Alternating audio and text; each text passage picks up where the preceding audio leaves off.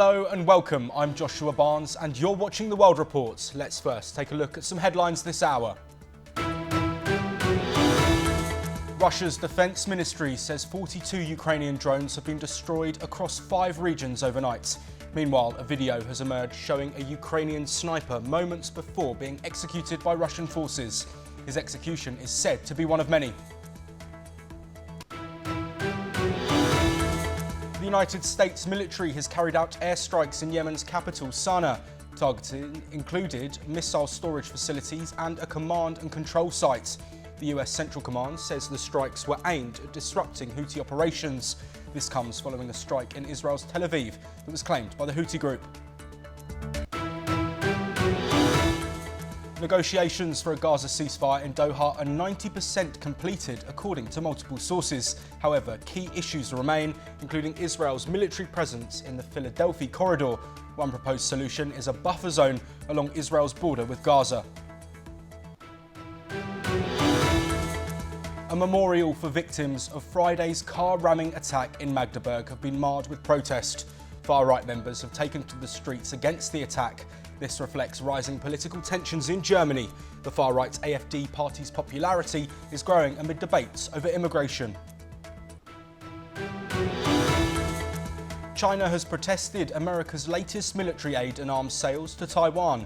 A foreign ministry spokesperson called on the US to stop undermining peace in the Taiwan Straits. This follows the White House's announcement of $571.3 million in aid and $295 million in arms sales. A crash between a bus and a lorry in Brazil has killed at least 38 people. 13 others have been taken to hospital following the incident. This year in Brazil, more than 10,000 people have lost their lives in traffic accidents, according to the Ministry of Transportation. In the first year of Russia's full-scale invasion, Ukrainian sniper Oleksandr Matsievsky was captured by Russians.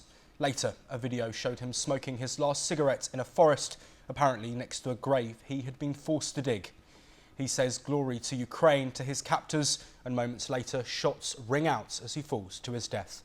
The reports of his execution are no exception, as Russia is alleged of executing more and more Ukrainian prisoners of war. In October this year, 9 captured Ukrainian soldiers were reportedly shot dead by Russian forces in the Kursk region. Ukrainian prosecutors are still investigating the case, while Ukrainian authorities are investigating reports of beheadings and the use of swords to kill soldiers. The Ukrainian Prosecution Service said that at least 147 Ukrainian prisoners of war have been executed since February 2022. International humanitarian law, particularly the Third Geneva Convention, offers protection to prisoners of war, and executing them is a war crime. We are joined today by 3 guests. We have Patrick Lancaster, who is an independent journalist live from Russia. We have Bazin Wagmar, who's a School of Oriental and African Studies at the University of London. He's also joining us from London. And then we have Ambassador Baswati Mukherjee, who's a former diplomat. I want to come to you, please, first, if possible, Bazin Wagmar. I'd like to look specifically at these statements that have come out and this video footage that we've seen. Alleged war crimes, alleged killings of prisoners of war, which is something that is frowned upon in any war zone, specifically here in a conflict that is continuing to rage on.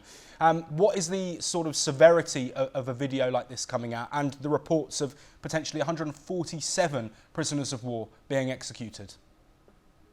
Not surprising at all, Joshua, considering that also we have North Korean troops concentrated in the Kursk region.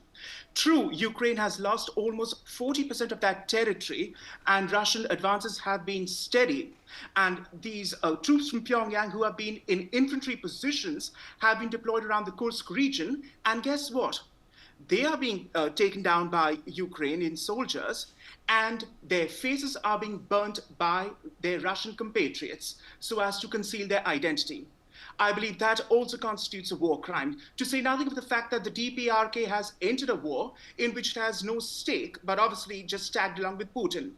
And when Putin was buoyant this week at this preconceived, stage-managed phone-a-thon with questions from Russians of all walks of life, he commenced by talking about the price of cucumbers.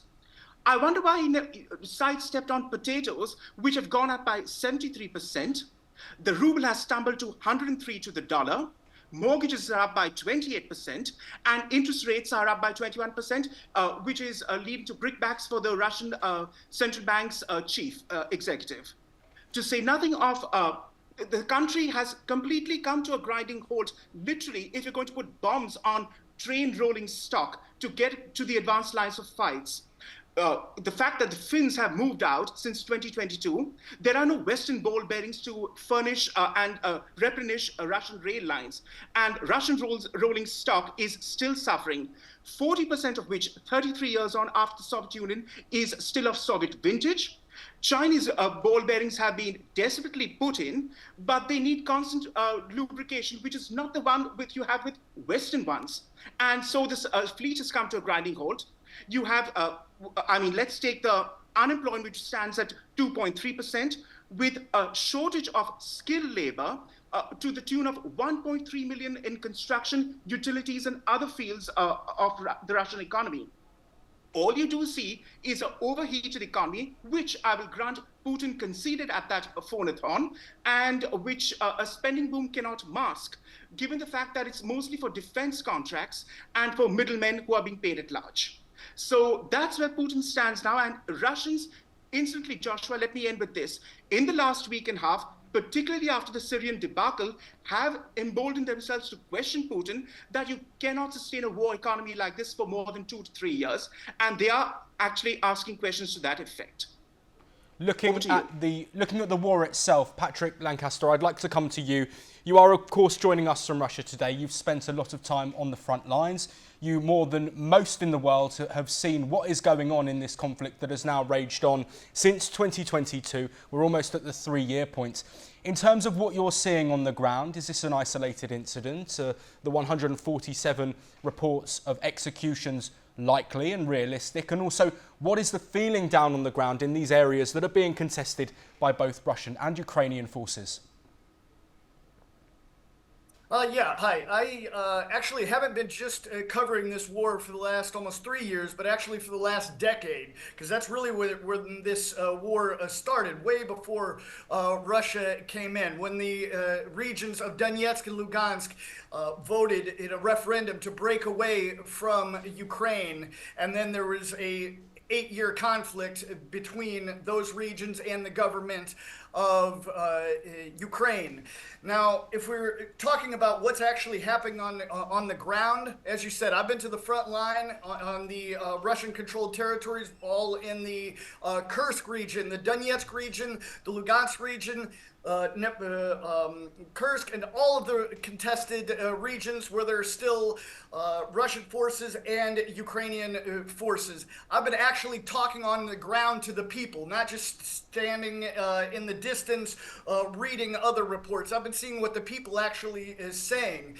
And what I can tell you is the people that are being evacuated from the frontline villages after this Russian push that has been taking more and more territory, control of more and more territory in the disputed regions and the Kursk regions every day. These refugees, you could say, are displaced persons, have been reporting many war crimes by Ukrainian forces. I've personally been told about Ukrainian soldiers that have been pretending they were Russian soldiers to get people to open their doors and then executing civilians. These aren't my words. These are the words of the displaced people that have been evacuated from the front line after they say they were waiting for Russia to come, because that's what's not said in much of the media. A lot of these villages and the people that are staying in these frontline villages have been waiting on Russia to come and take control of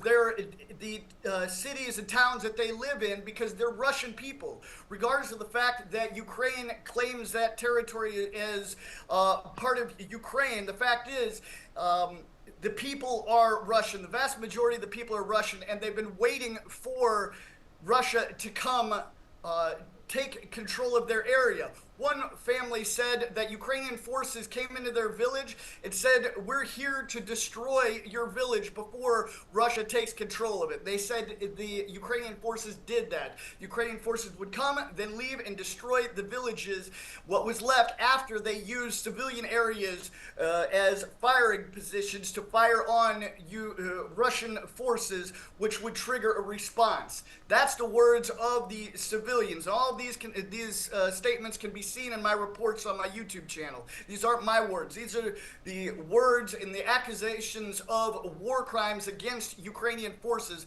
by the civilians that lived in these territories.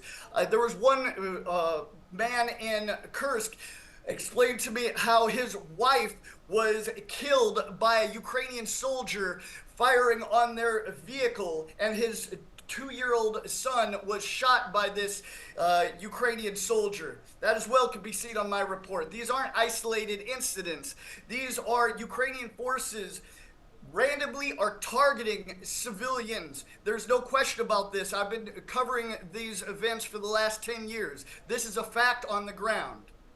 Yes, and I want to look at the ongoing conflicts. We have, of course, suggestions of potential war crimes from both sides, but looking at the strikes that are continuing, we're joined by Ambassador Baswati Mukherjee. I'd like to ask you about the action that's continuing. Although there is efforts from the West and from other diplomatic organisations to try and find an end to this war, the fighting is continuing, and the backdrop is that Eastern Europe is still at war, large parts of it, and there doesn't seem to be an end to the conflict. What do you think that situation is, and do you think that Donald Trump has a part to play in potentially bringing an end to this fighting that has raged on for not 3 years, but we're looking further back? Thank you, Joshua. It's very clear that once President Trump is inaugurated on 20th of Jan, I can't believe his claim that he'll put an end to the conflict in 1 day, which is what he said in one press conference some months ago. But definitely, I am far more optimistic of a peace proposal. And the problem with the peace proposals put forward by the West, some elements of the West, is that it wants Russia to go back to status quo ante before the conflict. And clearly, Russia is never going to do that. Russia went into the conflict because the West broke the red line which had been set up after the Minsk Accords, that Russia would not have NATO arms and a NATO country staring into its heart by bringing the border of NATO too close to Russia. Under those circumstances, Ukraine, as long as it was neutral, was no threat to Russia. But when Ukraine asked for NATO membership, where even the NATO Secretary General has several times clarified that at the moment it is not eligible for NATO membership, in my perspective, the West made a strategic error by continuing to insist that Ukraine will become a member of NATO, thereby crossing a red line which had worked very well right from the time of Gorbachev onwards. Now, as far as the conflict is concerned, it's very clear that a peace process which will be negotiated and accepted on all sides will leave territory, so-called Ukrainian territory in Russian hands, which they have captured.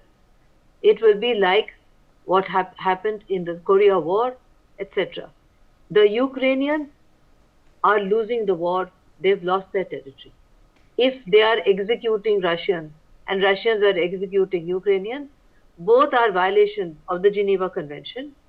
And they should remember the example set by India in 1971, when we took 90,000 prisoners of war from the Pakistani side, looked after them properly, and sent them back in honor. That is the correct way to observe the Geneva Convention. And we were a very poor country at that time. We had 10 million East Pakistani refugees camped in my home state of West Bengal. But we did not ill-treat Pakistani POWs. We did not execute them. We even did not accept Bangladesh, the new Bangladesh's insistence on trying some of these Pakistanis who were involved in genocide, etc. We did not allow war crimes. We sent them back to Pakistan. In this particular case, it is very close to what happened, similar to what happened after partition. Because what is Ukraine and Russia after all? But brothers.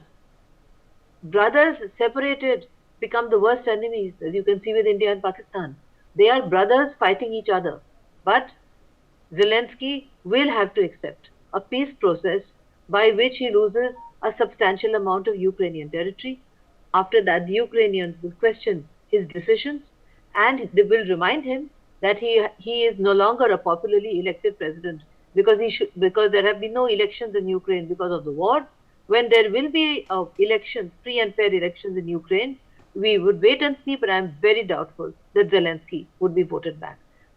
That said, I regret the executions on both sides, and I am sure Russia being what Russia is, Russia does not give up territory it has conquered, territory that it considers its own. They would protect the Russian-speaking people in those territories, and if a referendum is held, Russia would win because those people want to remain with Russia. It's as simple as that. But you were talking about the role of the West, Joshua. The West plays the rule-based order according to their rules. When emerging countries, whether it's China or India, demand that the rules should be also according to what they require, they remind us of the rule-based order. The rule-based order came after World War II by the victors of World War II, who are now subordinate second-level powers, which includes the United Kingdom, where one of our panelists is from. It's a second-rate power, but it's a permanent member of the Security Council because the rules are still run according to their favor. That is precisely why we have new groupings like G20, etc. Because emerging countries have no voice in the Security Council, and the Security Council is sitting paralyzed during the entire period of the Russia-Ukraine conflict, because one power, who is the Russia permanent member, will veto a Western suggestion, and the West will veto the Russian suggestion. So what do we have here but a completely paralyzed UN Security Council? So if there are peace initiatives outside that, which would mean a pragmatic acceptance of what Henry Kissinger said, that a peace agreement is only possible, Joshua, when both parties are equally satisfied and equally dissatisfied. That is what he said when he explained why the Congress of Vienna brought peace to Europe for 100 years and Treaty of Versailles did not, because Treaty of Versailles was very vindictive towards Germany, resulting in the Weimar Republic and the rise of Hitler. So whatever peace agreement has to be drawn up has to be equally satisfactory and equally dissatisfactory to both sides, Russia and Ukraine. Thank you, Ambassador. Thank you, Patrick Lancaster, as well. And also thank you, Bozine Wagmar, for joining us there.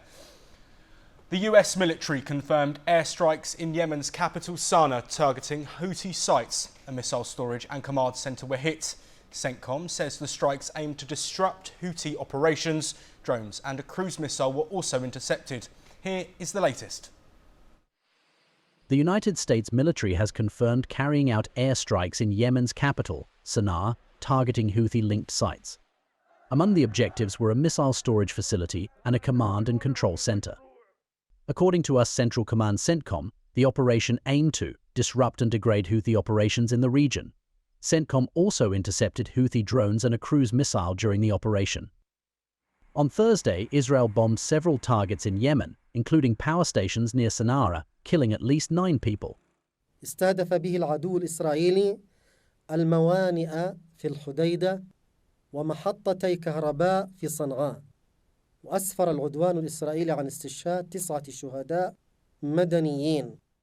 The strikes followed a missile launched by the Houthis towards Tel Aviv, marking a significant escalation in regional conflict.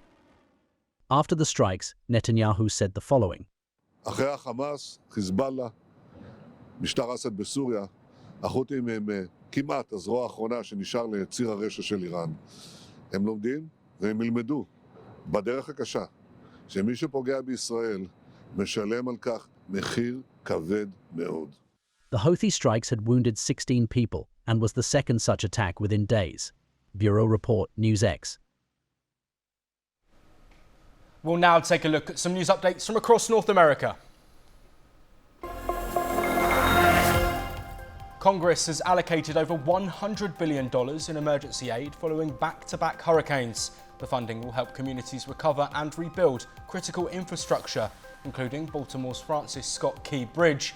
The bill, signed by President Biden, ensures government funding through till March.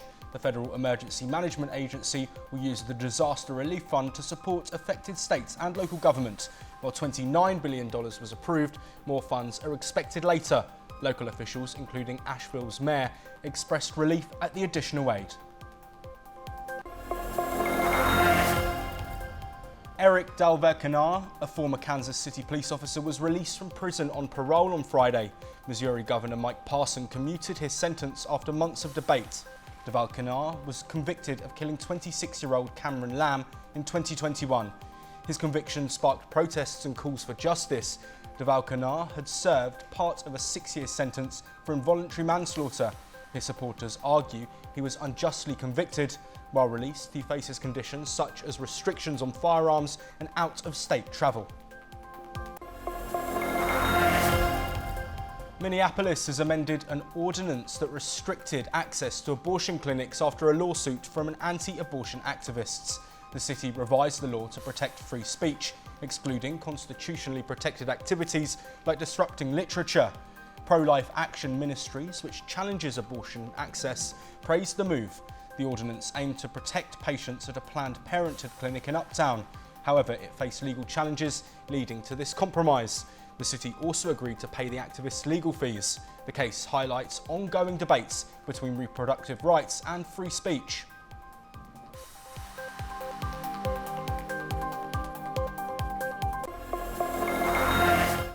China condemned the United States for its military support to Taiwan. Recently, the Joe Biden administration has authorized the provision of up to $571.3 million in defense material and services. Here is the report. China condemned the United States for its latest military aid and defense material sales to Taiwan. In a statement released Sunday, the Chinese Foreign Ministry cautioned the USA that it is playing with fire. USA President Joe Biden authorized the provision of up to $571 million in Defense Department material and services. This aid can also be used for military education and training for Taiwan. The Defense Department said that $295 million in military sales had been approved. A Chinese Foreign Ministry statement urged the USA to stop arming Taiwan.